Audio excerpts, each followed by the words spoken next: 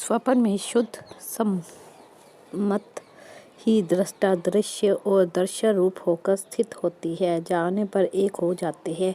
एकता हमेशा सजाती में होती है। यदि जगत आत्मा से अलग होता तो एकता न होती। स्वप्न की सृष्टि अपने भीतर होती है और अपना ही स्वरूप होता है। नींद के दोष से बाहर भासता है, जब जागता है तब अपना ही रूप भासता है। जैसे मिट्टी की पुतली मिट्टी रूप है, वैसे ही ये जगत आत्मा रूप है। स्वप्न के लगत में सुंदर पदार्थ भासते हैं और मनुष्य उनकी इच्छा करता है, और जब तक जागता नहीं तब तक जानता है कि ये पदार्थ कभी नाश नहीं होंगे। स्वप्न में खाने की चीज को खाता है और भोगने की वस्तु को भोगता भी है, पर स्वप्न से जाग उठता है तब जानता है कि जो कुछ देखा वह सब मेरा ही संकल्प था। फिर वह सुंदर पदार्थ याद भी आते हैं या भासते भी हैं तो भी उनको मिथ्या जानता है। वैसे ही जब आत्मा में जागता है तब सब भ्रम ही भासता है। सब पदार्थ अनुभव से भासते हैं। पदार्थ की सत्ता अनुभव से अलग नहीं, ये श्रेष्ठ आत्मा का विस्तार है। संवेदन से भेद है, स्वरूप से बराबर है। प्रकाश से पदार्थ को देखना अभ्यास है और इसके पाने के लिए यत्न करना अभ्यास का अभ्यास है। बाहर की वृत्ति को भीतर स्थिर करने का नाम तप है। दूसरे सब उपाय त्याग कर अपने स्वरूप में स्थित होने का नाम पुरुष प्रयत्न है। तुर्या जागृत सत्ता का नाम है, जो अनुभव साक्षी ज्योत है, सो जागृत में भी साक्षी रूप है और स्वप्न में भी साक्षी रूप, सुषुप्ति में भी साक्षी रूप है, इसलिए सब तुर्या रूप है। एक दिन जयपुर में ब्रह्मपुरी से एक विद्वान पंडित श्री महाराज जी की सेवा में उपस्थित हुए और विनय करी कि ज्ञान की प्राप्ति में केवल शास्त्रों का पठन पाठन ही लाभदायक हो सकता है अथवा अन्य योग साधना की आवश्यकता है। श्री महाराज जी ने फरमाया कि शास्त्रों का पठन पाठन भी किसी हद तक लाभदायक होता है, परंतु तत्व ज्ञान की प्राप्ति अर्थ हर एक महापुरुष का सम्मत है कि तत्व ज्ञान के चाहने वाले साधकों को योग साधना के बिना यथार्थ ज्ञान नहीं प्राप्त हो सकता। इसलिए योग प्राप्ति के अर्थ और वैराग्य और अभ्यास की परमावश्यकता है। जैसे विस्तृत आकाश में एक पक्ष करके पक्षी भली प्रकार उड़ नहीं सकता, वैसे ही योग रूप जो विस्तृत आकाश है उसमें केवल वैराग्य या केवल अभ्यास करके साधक रूप पक्षी को सुखपूर्वक ऊर्ध्व गति नहीं होती। दोनों की आवश्यकता होती है। जैसे चिरकाल से चले हुए नदी के वेग को निरोध करने के लिए दो उपाय हैं, एक तो मृतकादिक के द्वारा बंद डालने की आवश्यकता पड़ती है, दूसरे पिछले भाग में एक नहर निकालना। वैसे ही चित्त रूप नदी का चिरकाल से जो संसार के सन्मुख प्रवाह चल रहा है उसके निरोध करने के लिए एक मृतकादिक बंद रूप दृढ़ वैराग्य, दूसरा नहर रूप अभ्यास। योग सूत्र में पतंजलि जी ने भी कहा है, अभ्यास वैराग्याभ्याम तनिरोधः, अर्थात चित्त की वृत्तियों का अभ्यास और वैराग्य द्वारा निरोध हो सकता है। गीता में श्री भगवान का वचन है, अभ्यासेन तु कौन्तेय वैराग्येन च गृह्यते। हे अर्जुन, अभ्यास और वैराग्य से ही अत्यंत चंचल मन का निरोध होता है। सांख्य सूत्र में कपिल देव जी ने वैराग्य और अभ्यास को योग की सिद्धि में मुख्य माना है। एक समय पार्वती जी और श्री शिव जी का इसी विषय में संवाद हुआ। श्री पार्वती जी ने प्रश्न किया, ज्ञानादेव ही मोक्षम च वदन्ति ज्ञानिनः सदा न कथम सिद्ध योगेन योगः की मोक्ष दो भवेत। उमा बोली, हे ईश्वर, सर्वथा ज्ञानी लोग कथन करते हैं कि केवल ज्ञान से ही मोक्ष की प्राप्ति होती है, परंतु आप सिद्ध भय योग को किस प्रकार मोक्ष के देने वाला कथन करते हैं। श्री शिव बोले, हे प्रिय, केवल ज्ञान से ही मोक्ष की प्राप्ति होती है, अन्य साधन से नहीं। तिनका कथन यथार्थ है तो भी जैसे सर्व कहते हैं कि खड्ग से ही शत्रु की पराजय होती है, इतना कहने मात्र से क्या हुआ। जैसे युद्ध में बल के बिना केवल खड्ग करके शत्रु की पराजय नहीं हो सकती, वैसे ही योग के बिना केवल कथन मात्र से तत्व ज्ञान की प्राप्ति नहीं हो सकती। हे ज्ञाननिष्ठो विरक्ति वा धर्मज्ञोऽपि जितेन्द्रियः बिना योगेन देवेऽपि न मोक्षम लभते। हे प्रिय, चाहे ज्ञाननिष्ठ हो अथवा विरक्त हो, चाहे सर्वधर्मों के जाननहारा होवे अथवा सर्व इंद्रिय जीत हो अथवा देवता भी क्यों न हो, तो भी बिना योगाभ्यास के मोक्ष की प्राप्ति नहीं होती। ज्ञान का साधन योग ही है। योग का तात्पर्य गीता में ऐसा कहा है, युज्यते ब्राह्मण अनन्य सह योगः, जिससे ब्रह्मा में युक्त हो वही योग है। गणेश गीता में भी कहा है, ज्ञान खड्ग प्रहारेण संभूतामज्ञताम बलात् चित्तवान्तः संशयस्तस्माद्योग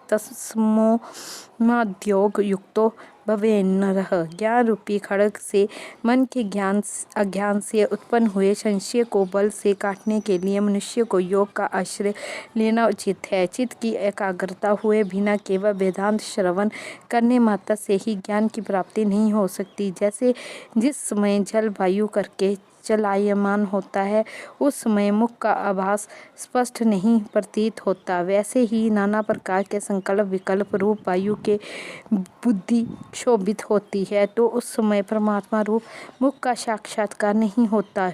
यजुर्वेद के कठोपनिषद में भी निरूपण किया है, दृश्यते तव्यता बुद्ध्यत सूक्ष्मया सूक्ष्मदर्शी भी। ये आत्मा सूक्ष्मदर्शी सूक्ष्म बुद्धि के अग्रभाग से देखा जाता है, स्थूल बुद्धि से नहीं। जैसे सूचका अर्थात सुई के छिद्र में सूक्ष्म धागे का ही प्रवेश होना संभव है, जल निकालने की स्थूल रज्जु का नहीं, वैसे ही आत्म तत्व के प्रतिबिंब ग्रहण करने के लिए सूक्ष्म बुद्धि ही समर्थ होती है, स्थूल नहीं। इसीलिए जब तक वैराग्य और अभ्यास द्वारा बुद्धि शुद्ध और सूक्ष्म नहीं होगी, तब तक आत्म तत्व को नहीं पा सकेगा।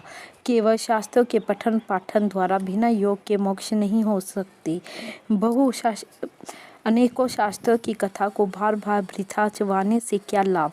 इसलिए तत्व ज्ञान के अभिलाषियों को तो उद्योग करके भीतरी ज्योति की खोज करनी चाहिए। जैसे अनेकों पाकों में पड़ने वाली कलछी उन भोजनों के स्वाद को नहीं जानती, वैसे ही चारों वेद और अनेक शास्त्रों को पढ़कर भी अंतर्मुख वृत्ति रहित और गुरु कृपा से शून्य पुरुष आत्म तत्व को नहीं जानते। हाँ, ग्रंथ शास्त्रों का पठन पाठन और उनके स्वाध्याय करने से भी लाभ प्राप्त होता है, कारण कि हर एक शास्त्र आत्म तत्व का ही निरूपण करता है, परंतु सूक्ष्म बुद्धि वाला पुरुष ही उसमें सार वस्तु को ग्रहण कर सकता है। जैसे धान्य चाहने वाला मनुष्य तृण सहित धान को इकट्ठा करता है, फिर धान को कूट पीट कर छिलका अलग कर देता है, ऐसी ही धारणावान मनुष्य शास्त्र अध्ययन करने से शब्द ज्ञान को प्राप्त होता है और योग द्वारा साक्षात्कार ज्ञान का तत्व पाकर ग्रंथों का त्याग कर देता है, क्योंकि अनेक शास्त्रों का भाव तत्व वस्तु की प्राप्ति है। जैसे अनेकों रंगों की बहुत इसी गौओं का दूध एक सा ही होता है, एक ग्वालिये जैसे उन गौओं से एक ही रंग का दूध दूहते हैं, ऐसे ही योग संपन्न सूक्ष्मदर्शी आत्म तत्व के अभिलाषी बहुत से शास्त्र पढ़कर भी एक ही आत्म तत्व का ज्ञान प्राप्त करते हैं। एक रोज इरशाद हुआ कि इस शरीर के अंतर में दो प्रकार की चैतन्यता है, एक चैतन्य अन्योन्य मुक्त है, दूसरा निर्विकल्प आत्मा। जो चैतन्य अन्योन्य मुक्त जगत से मिला हुआ है, सो जो जीव संकल्प के फूटने से दूसरे की तरह हो गया है, पर वास्तव में और कुछ नहीं हुआ, केवल जगत के संकल्प से जीव रूप हुआ है। वैसे जैसे स्त्री अपने धर्म से पतित होकर भ्रष्ट कहलाती है, परंतु स्त्री का रूप जो का त्यों रहता है, वैसे ही चैतन्य अन्योन्य मुक्तव से जीव रूप हो जाता है, परंतु चैतन्य स्वरूप का त्याग नहीं होता। जैसे संकल्प के वश में मनुष्य एक क्षण में और हो जाता है, दूसरा रूप हो जाना केवल उपाधि है और कुछ नहीं। आदि में चित्त स्पंद कला से हुआ, तब संपंद के चेतने से शब्द, शब्द से आकाश, फिर स्पर्श से वायु प्रकट हुआ। इसी प्रकार पांच तन्मात्राओं के फुरने से पंच तत्व प्रकट हुए, फिर देश आदि का विभाग हुआ। चाहे आत्म सत्ता का सब जगह व्यापक है, परंतु जहाँ प्राण कला प्रवेशिका होती हैं यहाँ भासती है। जैसे सूर्य का प्रकाश सब जगह होता है, परंतु जहाँ उज्ज्वल जल या दर्पण होता है वहाँ प्रतिबिंब भासता है, वैसे ही परमात्मा सर्वगत सर्वव्यापक है। परंतु जब ये जीव शरीर को त्यागन करता है तब 5 तन्मात्रा को संग ले जाता है। जहाँ इसकी वासना होती है वहाँ ही प्राप्त होता है। पहले इसका अनंत बाहक शरीर होता है, फिर जगत के दृढ़ अभ्यास से स्थूल भाव को प्राप्त होता है और अंत बाहक होना भूलकर स्थूल आकार देखता है। चित्त शक्ति चेतन और 5 तन्मात्रा जड़ है। इसके इकट्ठा होने का नाम जड़ चेतन की गांठ है। इसी को अंतवाहक कहते हैं। वास्तव में आत्मा निर्विकल्प निर्लेप है। वासनाओं के कारण ही जीव भाव को प्राप्त हुआ है। जड़ चेतन की गांठ वास्तव में कुछ नहीं, केवल ब्रह्म ही है। जैसे रामायण में तुलसीदास जी ने कहा है कि ये अपनी माया में आप ही उलझ गया। ईश्वर अंश जीव अविनाशी चेतन अमल सहज सुख राशि, सो माया वश भयु गुसाई, बंदियों की मरकट की नाई। जड़ चेतन ग्रंथि परिजाई, यद्यपि मृषा छूटत कठिनाई। तब ते जीव भयु संसारी, ग्रंथि न छूट न होई सुखारी। श्रुति पुराण बहु कहेउ उपाई, छूटे न अधिक अधिक उर्जाई। जिन वासनाओं के कारण ये जीव भाव को प्राप्त हुआ है, उन वासनाओं के दूर हो जाने पर ये निर्विकल्प ब्रह्म जैसा था वैसा ही है। वासनाओं के क्षय करने के लिए सत्साधनों की आवश्यकता है। जब तक सत्साधन के द्वारा वृत्ति स्थिर नहीं होगी तब तक अपने वास्तविक रूप को नहीं जानेगा। वेद मात्र के श्रवण से गुत्थी नहीं सुलझ सकती। एक दिन इरशाद हुआ कि संतों के सत्संग से और शास्त्रों के पठन पाठन से मनुष्य को ब्रह्म ज्ञान की प्राप्ति होती है, परंतु ये ज्ञान का दिग्दर्शन है, अर्थात संतों का सत्संग और शास्त्रों के पठन से जो लाभ प्राप्त हुआ वह श्रवण मात्र ज्ञान है, उसको ब्रह्म क्षेत्रीय कहते हैं। अभी श्रवण करके मन और निधि ध्यासन के पद पर नहीं पहुंचा। इसी कारण प्राय ये लोग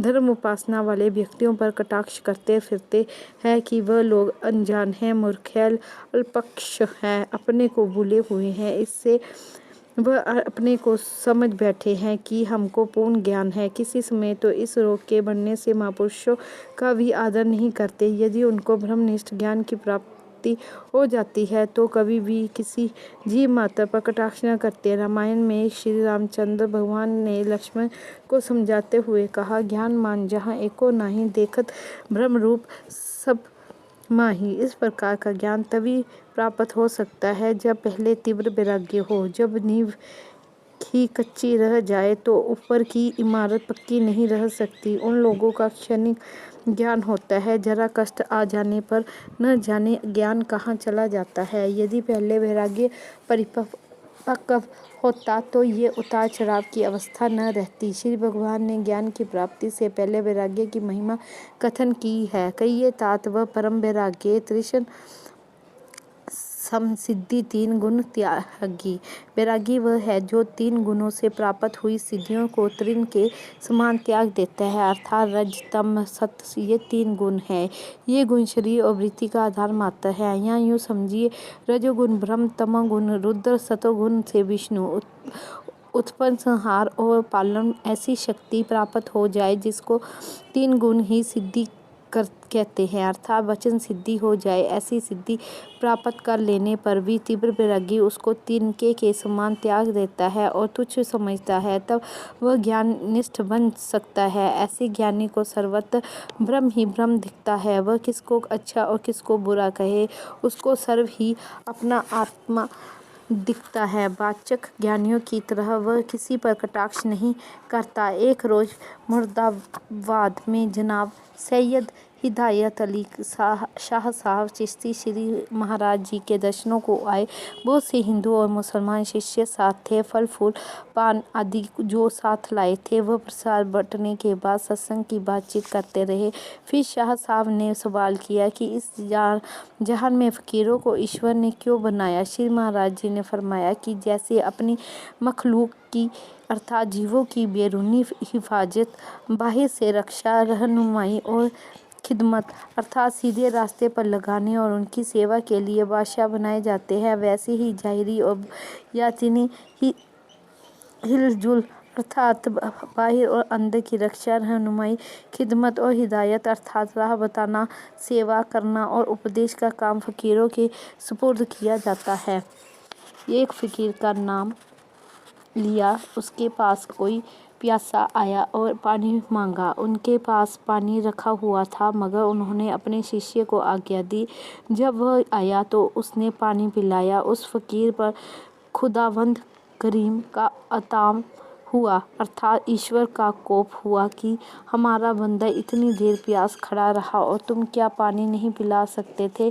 हमारी खलकत की हिदमत अर्थात हमारे जीवों की सेवा को तुम छोटा काम समझते हो और अपने को बड़ा आदमी मानते हो और उनको नबूत से खारिज कर दिया अर्थात उस पद से गिरा दिया। ये सुनकर शाह साहब चौंक पड़े और बड़े जोर से कहा कि उफ अर्थात अफसोस से ठंडे श्वास भरने लगे। टेरी में कुछ सेवक हठ योग किया करते थे। सरहद की और सख्त सर्दी के मौसम में श्री महाराज जी अक्सर रात को 2 बजे उठकर उनके पास जाते थे और अपने हाथों से लोटा भर भर कर पानी उनको देने जाते थे। वह लोग विनय करते कि आप ये तकलीफ न करें, तो श्री महाराज जी फरमाते कि ईश्वर के जीवों की खिदमत करना हमारा काम है, इसमें शर्म की बात ही क्या है। श्री कृष्ण भगवान ने पांडवों के यज्ञ में ब्राह्मणों के पांव धोने और जूठी पत्थर उठाने का काम अपने जिम्मे लिया था। क्या इससे उनकी महिमा कुछ घट गई? सेवा से मेवा और खिदमत से इज्जत बढ़ती है। जो बादशाह या फ़कीर केवल आपसी सेवा या इज्जत कराना ही जानते हैं, उन्होंने ईश्वर की मंशा को नहीं समझा और न ही अपने कर्तव्य को जाना। एक रोज़ इरशाद हुआ कि ज्ञान की प्राप्ति और मुक्ति कर्म से होती है।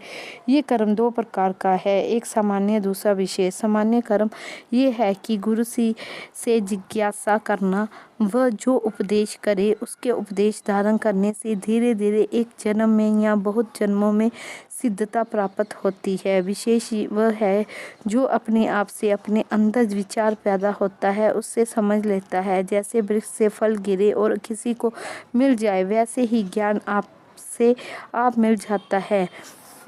संभव है कि ये भी किसी पूर्व ले कर्म का फल हो। राजा जनक को इसी तरह से एकाएक ज्ञान पैदा हुआ था। वह बाग में सैर कर रहा था कि सिद्धों को गीता का पाठ करते सुना और उससे राजा को आत्मज्ञान पैदा हो गया। एक सत्संगी ने अर्ज किया कि वह क्या ज्ञान था। श्री महाराज जी ने फरमाया कि सिद्धों का उपदेश ये था, दृष्टा जो पुरुष है और दृश्य जो जगत है, इस दृष्टा और दृश्य के मिलाप में जो बुद्धि में निश्चित आनंद होता है, वह आनंद उत्तम तत्व से उदय होते हैं, उसकी उपासना करो। दृष्टा दर्शन और दृश्य को वासना सहित त्याग करो, जो दर्शन से प्रथम प्रकाश रूप है और जिसके प्रकाशने से ये तीनों प्रकाशते हैं, इस आत्मा की उपासना करो।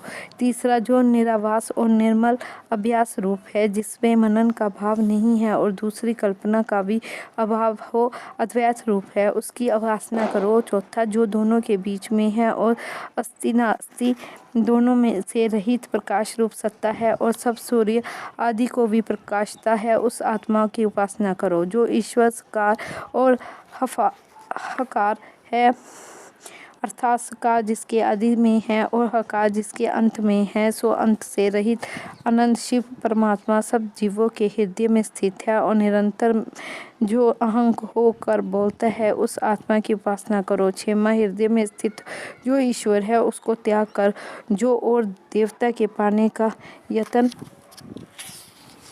करते हैं, वह पुरुष हाथ में कौस्तुभ मणि को त्याग कर और रत्नों की इच्छा करते हैं। 7वां जो सब आशा त्यागता है उसको फल प्राप्त होता है और आशा रूपी विष की वेल जड़ से नाश हो जाती है। जन्म मरण आदि दुख नाश हो जाते हैं और फिर नहीं उपजते।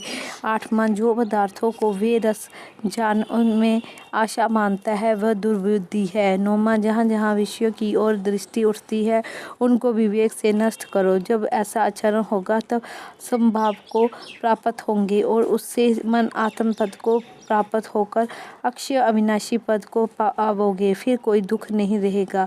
एक रोज एक सेवक ने विनय की कि योग कितने प्रकार का होता है। श्री महाराज जी ने फरमाया कि आत्म विद्या में योग शब्द से मतलब वह क्रिया है जिसके अभ्यास से जीवात्मा और परमात्मा का मेल हो, यानी जीवात्मा अपने असली स्वरूप को प्राप्त हो सके। भक्तमाल में 24 निष्ठा है और उनके अंतर्गत कई भक्तों का वर्णन है। जो भक्त जिस विधि से भगवत में तद्रूप हुए वह सब तरीके योग कहे जा सकते हैं। योग शास्त्र के ग्रंथों में योग के 4 विभाग किए गए हैं। मंत्र योग, लय योग, हठ योग, राजयोग। मोहन तंत्र में योग के 5 विभाग किए हैं: ज्ञान योग, राजयोग, लय योग, हठ योग, मंत्र योग। भगवत गीता में 18 अध्याय है और हर अध्याय के अंत में इस योग का नाम लिखा है जिस योग का वर्णन उस अध्याय में है। इस प्रकार से योग 18 तरह का हुआ। पहले अध्याय में मोह के कारण अर्जुन को विषाद हुआ, इसलिए उसका नाम विषाद योग रखा गया। इस विषाद के द्वारा ही अर्जुन को भगवान के विराट स्वरूप के समझने का सौभाग्य प्राप्त हुआ। दूसरे अध्याय में 11 से 30 श्लोक तक सांख्य योग और 31 से 37 तक कर्म योग और 38 से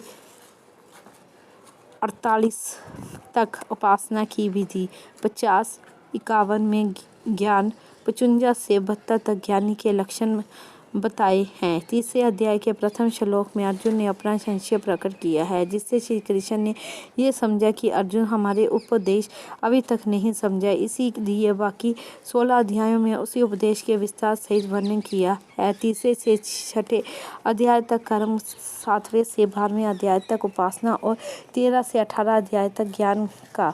भक्त जब तक भगवान को अपने से अलग समझकर पूजा सेवा करता है तब तक वह उपासना है, और जब अनन्य रूप से भगवान को पूजता है वह अवस्था ज्ञान में सम्मिलित है। कर्म, उपासना और ज्ञान यही 3 विशेष रह जाते हैं। इनमें से किसी भी अवस्था को प्राप्त कहने के लिए जो अमल किया जाए उसको योग कहते हैं। पतंजलि महाराज ने योग के विषय में ऐसा लिखा है कि चित्त वृत्ति निरोध योग, चित्त की वृत्तियों के निरोध का नाम योग है। आत्मा में चित्त की समाधि अर्थात चित्त का आत्मा में लय हो जाना अध्यात्म योग है। शम दम के द्वारा चित्त को क्षिप्त, विक्षिप्त और मूढ़ अवस्था से हटाकर एकाग्र और निरोध करना। परंतु वास्तविक ज्ञान अनुभव से होता है। उसी अनुभव की प्राप्ति के लिए श्रवण मनन निध्यासन किया जाता है। इसी निध्यासन में सब तरह के योग और उनकी क्रियाएं आ जाती है। महापुरुषों ने नया मत फैलाने के लिए इन्हीं पुरातन योग क्रियाओं के नए नए नाम रख दिए हैं, जैसे तारक योग, प्रेम योग इत्यादि। परंतु ये सब भक्ति योग है जिनका मुख्य साधन प्रेम है। कुंडलिनी और स्पर्श योग एक बात है, अभाव योग और लय योग एक ही है। सारांश ये है कि संसार में आसक्त हुए मन को परमात्मा में जोड़ने का नाम योग है। एक रोज इरशाद हुआ कि जगत के सब पदार्थ 6 प्रकार के क्लेशों और विकारों से युक्त है। वह 6 प्रकार के क्लेश ये है: शोक, मोक्ष, क्षुधा, पिपासा, जरा, मृत्यु। और प्रत्येक पदार्थ इन 6 परिवर्तनों को प्राप्त करता है, जिन्हें भाव विकार कहते हैं। जायते अस्ति, वर्धते, विपर्यन्ते, अपक्षीयते, नश्यते। ये सब अवस्था बदलती रहती है, परंतु एक आत्मा ही एक रस और अविकारी है। एक रोज सत्संग की महिमा का वर्णन हो रहा था कि इसमें सिवाय सुख के दुख कोई नहीं। संसार के सब पदार्थ चाहे जितने सुखदायी हैं मगर सब दुख से मिले हुए हैं। सिर्फ सत्संग ही ऐसा है जिसमें लेश मात्र भी दुख नहीं। श्री महाराज जी मुस्कुराए और फरमाए कि प्रकृति का जो नियम है वह अटल है। जब संसार के सब पदार्थों में दुख कहा गया है तो सत्संग भी संसार का पदार्थ होने से दुख से खाली नहीं हो सकता। सत्संग में बहुत गुण है, परंतु संग के छूटने पर नित्य चित्त में संताप और दुख प्रकट होता है। वियोग में पहले रहने के समय सत्संग बड़ा सुख देता है, परंतु पीछे क्लेश पैदा करता है। इस संसार में एक भी वस्तु सदा विमल और निर्दोष नहीं है।